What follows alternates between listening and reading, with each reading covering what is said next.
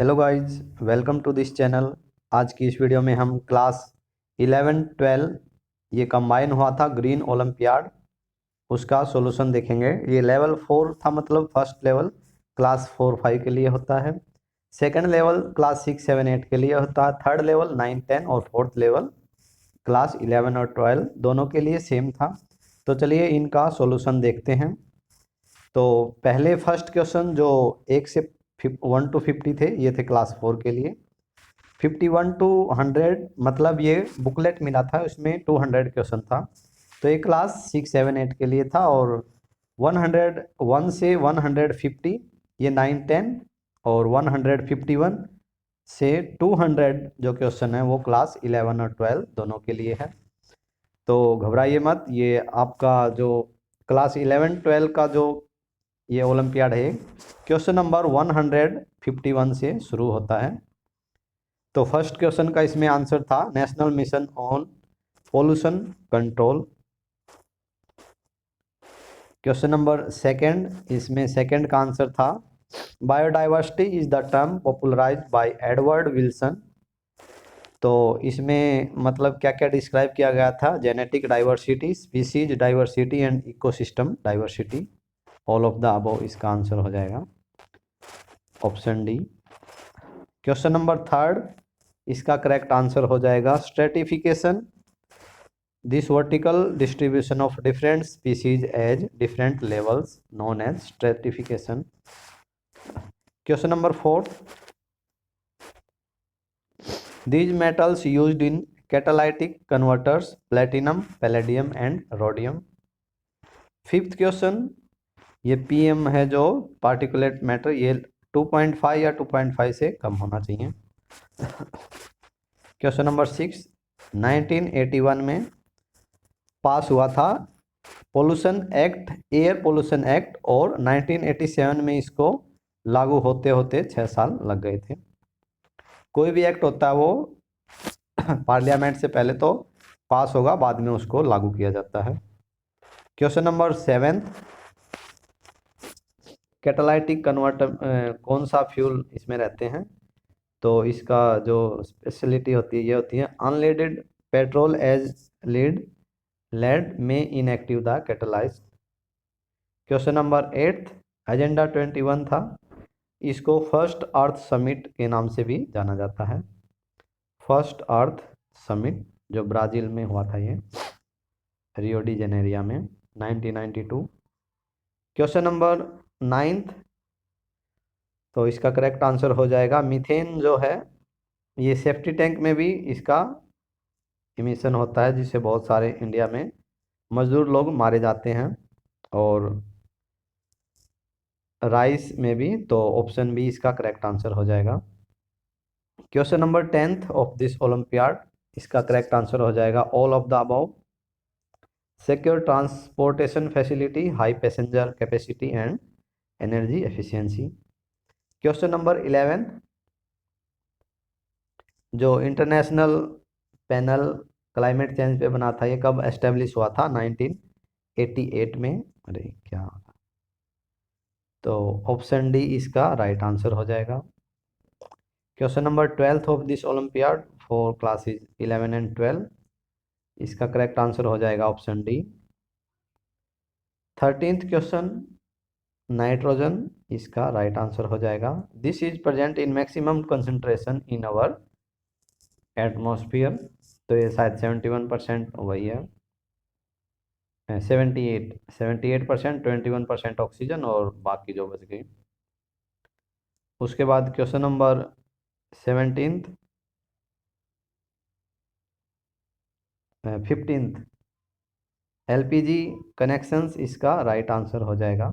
LPG connections जो उज्ज्वला योजना थी, इसमें फ्री में गैस सिलेंडर दिया गया था। क्वेश्चन नंबर 16, इसका राइट आंसर हो जाएगा all option, this refers to sustainable consumption and production. Question number 17, तो इसमें मिलेट है जो बाजरा है, इसको ये लिस्ट क्लाइमेट इम्पैक्ट है, मतलब इसमें ज़्यादा पानी की ज़रूरत नहीं होती और ये एनवायरनमेंट के लिए ठीक है। इस साल 2023 को मिलेट ये अनाज घोषित किया है मिलेट को साल का। तो इसको बढ़ावा देने पर जोर दिया गया है कि कम से कम 3-4 महीने हमें मिलेट का रोटी खानी चाहिए, कैसे भी कैसे करके इसका कंजप्शन करना चाहिए। Question number 18, right answer will be option A, ये तो इजी है। Question number 19th of this olympiad, kinetic energy is minimum and potential energy is maximum. जब ये पूरा ऊपर यहाँ जाता है तब मैक्सिमम होती है। Question number 20th, CITES means convention on Indian trade in endangered species of wild fauna and flora, option A. Question number 21, iron is least, मतलब माइक्रो और मैक्रो में हो जाएगा नाइट्रोजन, पोटेशियम और कैल्शियम, ये तीनों मैक्रो में आते हैं। आयरन हो गया, ये कम यूज होता है इसका चाहिए किसी भी क्रॉप को। क्वेश्चन नंबर 22, इन 87 ये कौन सा प्रोटोकॉल था? तो ये था मॉन्ट्रियल प्रोटोकॉल, 1987 में हुआ था। तो आपको पता होना चाहिए कौन सा प्रोटोकॉल कब हुआ था। ये जो भी प्रोटोकॉल है COP21 हुआ, ये एनवायरनमेंट को बचाने के लिए ही रहते हैं। क्वेश्चन नंबर 23, तो सिंपल दिन के समय 55 डेसिबल और रात के समय 45 डेसिबल ये नियम बनाया गया है। Question number 24, all of these. Question number 25, decibel है वो इसका यूनिट बनाया गया है measure noise pollution. Question number 26, typhoid, और 27 एशियाटिक लायन है, ये एंडेमिक स्पीसीज में नहीं है। क्वेश्चन नंबर 28, तो इसका करेक्ट आंसर हो जाएगा मोबाइल फोन में आजकल अभी सोलर सेल का यूज नहीं किया है, बाकी सब में हो चुका है। ट्रैफिक लाइट हुआ, मैनमेड सैटेलाइट हुआ, अभी जो चांद पे गया था उसमें सोलर सेल लगाए गए थे, चंद्रयान 3 जो गया है, ताकि वो अपना यूज कर सके एनर्जी का। Question number 29, option C, it uses deforestation, it causes deforestation and biodiversity. 80th question, correct answer option C. 81st, correct answer option B, India में हुआ था ये, बताया गया India. Question number 182 means 32nd, polyblend बोलते हैं mixed with bitumen to build road, road बनाने के लिए कौन सा यूज होता है? पॉलीब्लेंड। क्वेश्चन नंबर 33, तो इसमें तीनों ही सही है, coral, volcanic eruption and forest, these act as a carbon sink. Okay. Question number 34, Bhutan जो देश है वो देश पूरी तरह से carbon zero, net zero emission है कार्बन का, बिल्कुल भी पूरा शुद्ध देश बोलेंगे, जिसमें ऑक्सीजन में कोई भी मिलावट नहीं है, पोल्यूशन नहीं है। Question number 35, fly ash is an industrial waste material used in construction industry.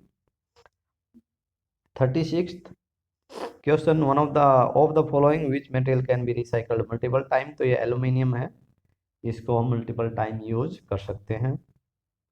37th question, इसका करेक्ट आंसर हो जाएगा ऑप्शन ए, UNREDD का मतलब है United Nations collaborative programme on reducing emission from deforestation and forest degradation. ऐसे exam में अगर rank लेके आनी है तो आपका बेस बहुत ही मजबूत होना चाहिए, आप जीके की तैयारी आपकी अच्छे से होनी चाहिए। अगर आपका कोई भाई बहन अभी क्लास 1 2 3 4th में है तो मेरे इस चैनल में आप सब्सक्राइब कर सकते हैं, मैं टाइम टाइम से जीके के मोस्ट इम्पोर्टेंट क्वेश्चन लेके आता हूं, तो आप चैनल को सब्सक्राइब उनके लिए करके रख सकते हैं या शेयर कर सकते हैं। और वीडियो को अगर आपको सही आंसर मिल रहे हैं तो प्लीज़ वीडियो को लाइक ज़रूर कर देना और कमेंट में कुछ अच्छे कमेंट के लिए आपका मोस्ट वेलकम है। क्वेश्चन नंबर 38 करेक्ट आंसर हो जाएगा इसका 2014 option B option.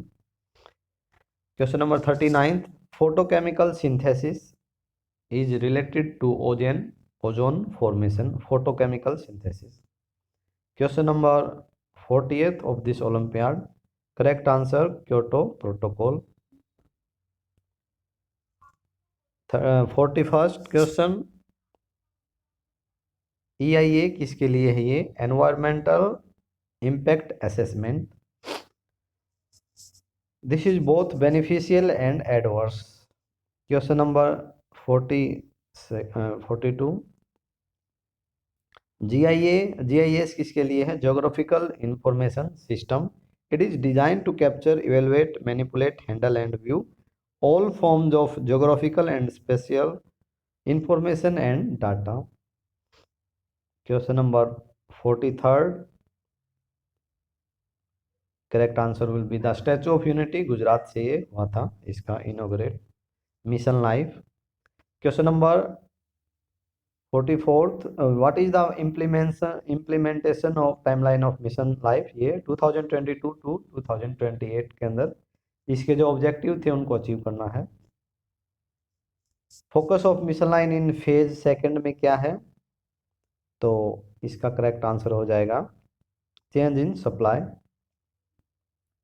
Question number 46. Correct answer will be option A ministry of skill development and entrepreneurship. This is responsible to strengthen and skilling ecosystem and has also launched on online quiz. Question number 47th. Correct answer will be mega diverse countries. Option C. ये बात बिल्कुल सही है. Question number 48 में जितना भी amount dissolve है stream और लेक में वो उसकी क्वालिटी को बताएगा. अच्छा है, ज़्यादा है तो ज़्यादा अच्छा है, कम है तो कम. Question number 49. करेक्ट आंसर हो जाएगा इसका द ग्रेट स्मोक. इसकी वजह से इंग्लैंड में 1952 की बात है 4000 लोग मर गए थे पोल्यूशन की वजह से और स्मोक की वजह से. तो 7 दिन रहा था ये फॉग. जैसे इंडिया में 1984 में भोपाल गैस ट्रेजिडी हुई थी, ऐसे ही ये वहाँ का एक ट्रेजिडी है. Last question of this Olympiad. Correct answer will be snow. Have the highest albedo. Snow option D is right answer. तो स्टूडेंट्स ये था क्लास 11 और 12 बोथ क्लासेज के लिए ग्रीन ओलंपियाड. हालांकि आई होप आपने इसके लिए तैयारी की होगी क्योंकि इसका लेवल बहुत ही हाई है. अगर आप इसमें से 30 क्वेश्चन भी सही कर लेते हैं तो आपका जीके मतलब स्टैंडर्ड क्वालिटी का है जनरल नॉलेज, क्योंकि ये बहुत हाई लेवल का है. और शायद इसके लिए मैंने प्रैक्टिस भी कराया था. बुकलेट दी थी इन लोगों ने. टेरी जो इस ओलंपियाड को ऑर्गेनाइज कराती है the energy and resource institute, उन्होंने बुक भी दी थी. तो उनके शायद उसमें से बहुत क्वेश्चन आया है. तो स्टूडेंट्स अगर आपको जीके में बेस अगर आप अच्छा करना चाहते हैं तो मेरे चैनल से जुड़ सकते हैं. अभी मैं डिफरेंट टॉपिक्स पर जीके से रिलेटेड जनरल नॉलेज से रिलेटेड वीडियोज़ लेके आऊँगा. तो प्लीज़ मेरे चैनल को लाइक करें, सब्सक्राइब करें, शेयर करें. Thanks for watching this video.